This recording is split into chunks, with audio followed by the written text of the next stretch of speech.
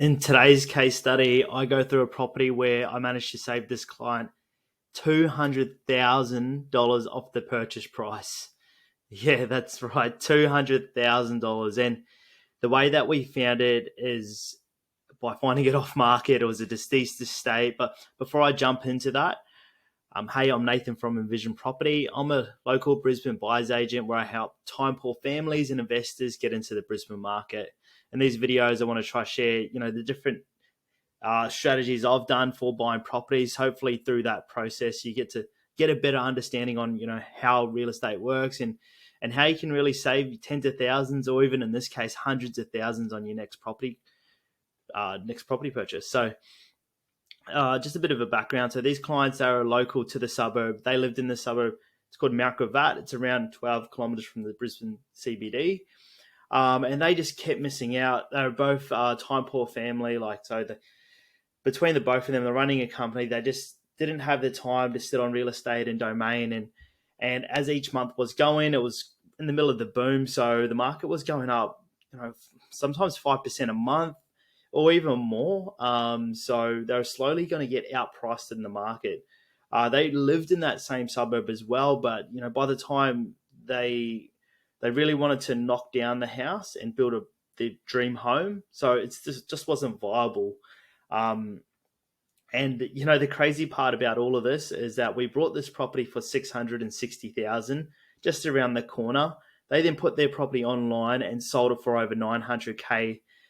So they made a lot in this transaction. I'm just going to open it up, share the numbers, show you where it's located, and run you through how I actually got the deal. So here's the property. It's located in a suburb called Mount Gravatt East. This part of Mount Gravatt is within the Cavendish Road State High School. So this was actually a family purchase for a local family that was actually living in the suburb as well. So, what happened was they just kept missing out on properties, and they were literally at a point where their max budget was $750K. So they were about 3 weeks away from being priced out of this market. So they came on board. They really needed, the main focus was somewhere where they could live, but with the potential, because they've already knocked down the house now. This is about at least probably 16 months ago. But they needed a block of land that had all the scenery and everything like that. It was a really tough brief. If you get a chance, they left this awesome client testimonial where they run through, and they were really happy with the service, and they left a review and shared their experience working with myself. But just to jump back in this deal, so as you can see, we managed to pick it up for $660,000. At the time, this place was worth at least $860,000 just because of where it was located. I haven't actually jumped on and seen any sales since we got it, but there we go. 3-bedroom, 2-bath sold for $836,000. And then we've got a 3-bedroom, 1-bath that sold for $1 million. So there you go. The proof's in the pudding. We brought it for $660,000 and about 16 months ago. But at the time, I guess to run you through what happened was, what I do is I call up every agent in the area, and the agent that had this property was Brad Sisson. I've transacted with this agent so many times, but he just said, "Hey Nathan, I've got this property that's come up. It's a deceased estate. They really need to sell it." So on the same day, I went out there and I inspected the property. Andrew and Jackie were at work, so they couldn't make it, but they had to trust me. I just said, "Hey, we need to put in an offer at $660,000." And I put in some clauses for building and pests and a finance clause. But lucky they put their trust in me, because we got it through and we managed to get it under contract on that same day. The reason why you want to be very quick is because what happens is the agent, once he goes back, he didn't really know how much it was worth at that time. But if he started contacting any other buyers, it would have been game over. We would have been in a multiple offer situation. Even in a normal market, this property would, at the moment, it would easily sell for $860. But we just moved so quickly, and at the time, that meant savings of anywhere from $200,000 to $150,000, just like that. Just save that client that much money straight off the bat, And then they were able to, use that money because they don't want to knock this house and do a new build.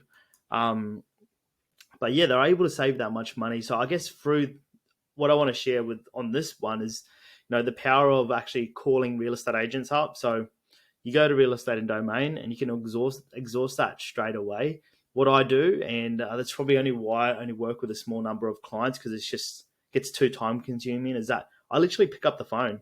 I call up each of the agents in the suburb on a weekly basis, stay front of mind, because when deals like this come up, you jump in the car, you get out there straight away, and you just move very quickly and efficiently, and that's how you close up deals at these stupidly low prices.